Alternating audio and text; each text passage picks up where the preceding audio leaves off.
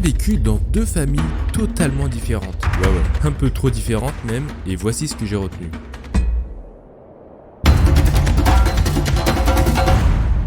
Luxioka, t'es déjà dit de ramasser ce papier qui traîne par terre. Faut te le répéter en combien de langues pour que tu le fasses? Vous êtes juste à côté, vous pouvez pas le ramasser vous-même? Ça, c'est moi. Luxioka, ancien étudiant de psychologie, passionné par ce domaine bien sûr. C'est vraiment un domaine très intéressant qui demande beaucoup de concessions et d'approfondissement. Surtout de l'approfondissement.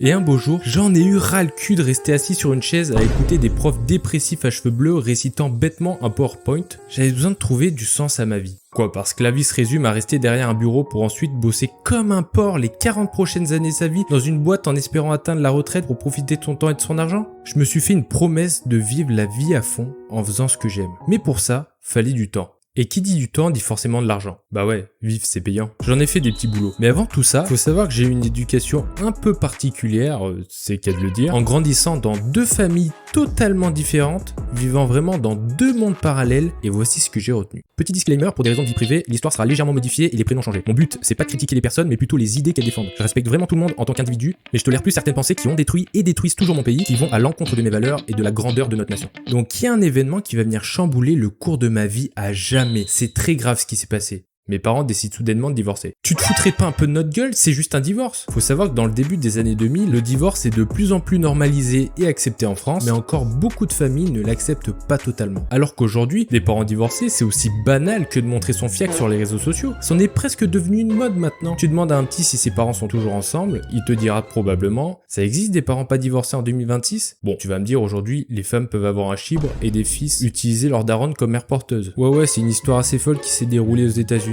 C'est un truc de fou cette histoire. Bon, le problème c'est que la tante en donnant son ovule est aussi la mère. Et il y a un autre problème, c'est que la mère du fils en donnant naissance à l'enfant devient aussi la mère de l'enfant. Ce qui fait que l'enfant n'est pas non plus seulement le fils du fils de la mère qui est son père, mais était en fait aussi son frère. Ce qui rend son deuxième père aussi beau-père, puisque c'est le mari du frère de son frère, et la sœur devient aussi sa tante.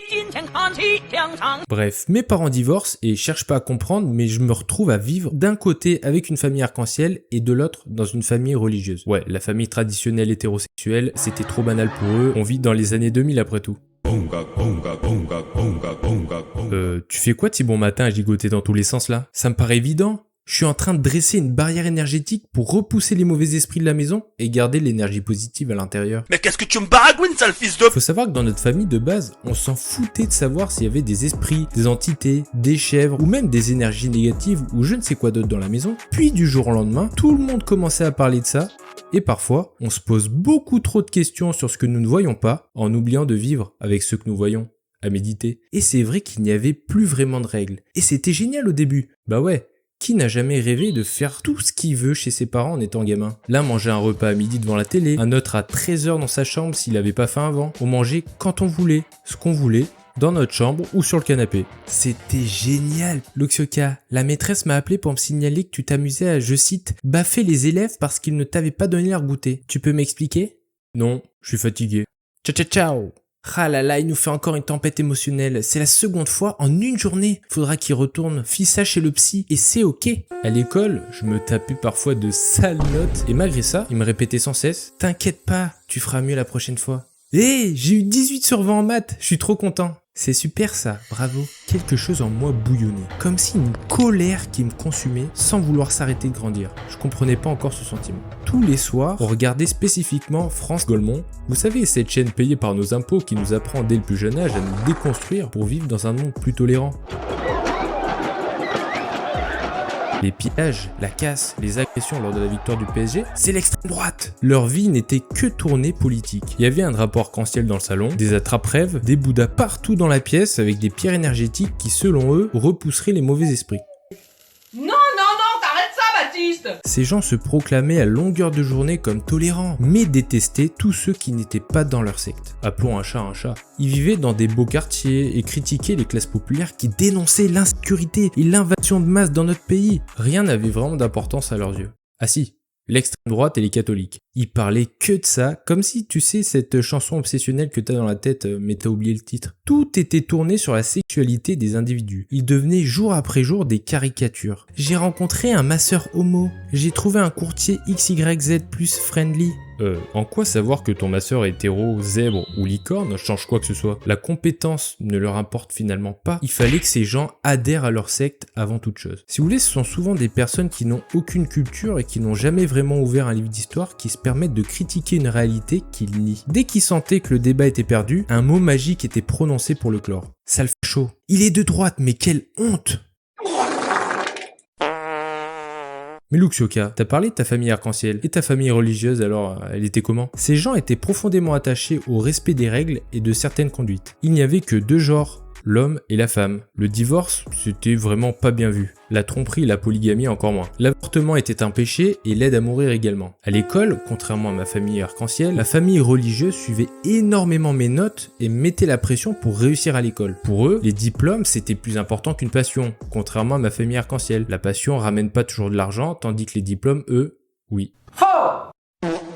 C'était des gens qui vivaient une vie simple avec un profond respect des valeurs familiales traditionnelles mais qui acceptaient totalement les avis différents des leurs. La secte arc-en-ciel représentait tout ce qui combattait spirituellement mais ils respectaient les individus en eux-mêmes sans juger leurs idées. Contrairement à ma famille arc-en-ciel qui détestait les catholiques et les personnes ayant des idées de droite. Pourquoi voulait-il qu'on mange tous ensemble sans être devant nos téléphones? Pourquoi n'avait-on pas le droit de faire ce qu'on veut? Pourquoi y avait-il autant de règles? Et pourquoi nous mettait-il autant la pression à l'école? Parce qu'il se souciait vraiment de nous. C'est en grandissant qu'on se rend compte que les gens qui nous poussent, ce sont des personnes qui sont vraiment là pour nous aider dans la vie. À l'inverse, j'ai grandi avec une famille arc-en-ciel absente, où personne ne s'intéressait vraiment à ce que je faisais, ni même qui je pouvais fréquenter en dehors de la maison. Tiens, au fait, j'ai un pote qui voudrait passer à la maison, vous savez Théodore là, il peut venir? Attends, Théodore? Tu parles de ton ami qui veut rentrer dans la gendarmerie? Qui a des drapeaux de la France dans sa chambre comme un gros facho? Un quoi? C'est ce suprémaciste blanc misogyne d'ultra-droite, ultra-conservateur catholique? Hein? Bon, il peut venir, oui ou non? Ah, la fameuse ouverture d'esprit de la secte arc-en-ciel. Si vous pensez comme moi, c'est ok, mais si vous nous aimez pas, vous faites partie du camp du mal. C'est donc à ça que ressemble vivre ensemble? Je me rappelle d'une phrase qu'un de mes parents me disait, Luxioka, la seule secte encore autorisée dans notre pays avec un dieu imaginaire, c'est bien la religion catholique. Contrairement à ma famille religieuse qui s'en carre le coquillard de la gauche, de la droite et qui vivent simplement leur vie de leur côté sans se soucier si le voisin est une femme, un homme ou un goéland. Ce sont finalement des gens simples qui se prennent pas la tête avec des débats de mongols à longueur de journée à la télé subventionnés par nos impôts. Ils vivent leur vie paisiblement de leur côté en se focalisant sur l'éducation de leurs enfants et en protégeant leur famille avant tout. C'est tout. Alors, qui fait vraiment partie d'une secte quand on y réfléchit? Ouais, difficile à entendre ce genre de choses dans l'Occident actuel. Les stupides parlent et les intelligents bossent et s'arrachent pour ce pays. Celui qui sort du lot n'est pas forcément intelligent, mais il est vu comme tel parce que la majorité des gens aujourd'hui sont idiots, faut dire les termes. Imaginez qu'en 2026, les gens débattent encore de l'immigration incontrôlée, de l'avortement, d'être un homme ou une femme. On débat sur des sujets clos depuis des milliers d'années. Il y a des hommes et il y a des femmes. Point. Avorter, c'est tuer. Point. L'immigration incontrôlée, c'est mauvais. Point. Ce sont simplement des faits et du bon sens. Ouais, le fameux bon sens que personne n'utilise. Si vous laissez ce genre d'individu vous dire le contraire, demain ça sera quoi? Vous verrez peut-être des gens qui se déguisent comme des enfants en se définissant comme des loups ou des chiens. Qui sait? Ah bah c'est déjà le cas en fait. Aujourd'hui, la parole a trop été donnée aux mauvaises personnes. Aux Mongols qu'au Moyen-Âge, ils avaient même pas le temps de poser leur cul sur une chaise qu'ils finissaient à quatre pattes en train de ramasser la savonnette. Aujourd'hui, on leur donne buffet à volonté. Imaginez une seule seconde qu'on puisse organiser par exemple une cérémonie des JO en France mettant en lumière des Pokémon déguisés en femmes complètement vulgaires qui manquent de respect à nos traditions chrétiennes et qui ne représentent même pas les Français. Quelle honte franchement, comment peut-on accepter ça? Imaginez le bourrage de crâne qu'on nous a administré pour nous faire croire que ça c'est normal et que ça c'est des dangereux catholiques intégristes d'extrême droite. Assumez vos idées et arrêtons d'avoir peur de dire que nous aimons nos traditions, notre gastronomie et la religion catholique, même si vous êtes athée ou je ne sais quoi d'autre. Arrêtons d'être mollassons comme l'ont été nos parents avant nous et reconstruisons un beau pays libre, sécure et baissons ces foutues taxes et impôts pour tout le monde dans ce pays communiste qui est devenu la France. Et devenons un pays où chacun prend en main ses finances, son argent et où la méritocratie existe vraiment. Réfléchissez et instruisez-vous plutôt que d'écouter France Golemont ou France Artère. C'est d'abord en s'assumant petit à petit que nous pourrons sur le long terme récupérer notre pays. Et c'est à travers cette chaîne que j'illustrerai aussi mon évolution de pensée, mais également avec des vidéos très travaillées dont je vous dévoilerai son contenu très prochainement. Ça va être incroyable.